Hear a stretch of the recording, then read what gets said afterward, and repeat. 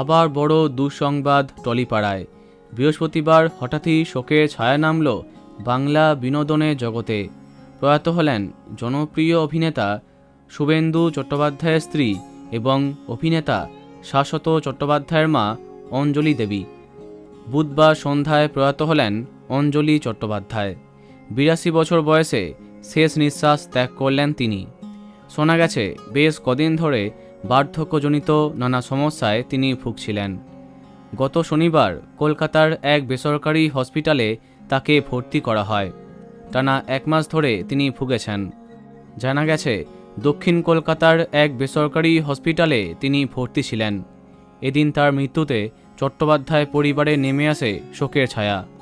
অঞ্জলি দেবী রেখে গেলেন 2 ছেলে, শাশ্বত, শুভদীপ, পুত্রবধূ মহুয়া চট্টোপাধ্যায় এবং শর্মিষ্ঠা চট্টোপাধ্যায় এবং নাতি নাতনিদের।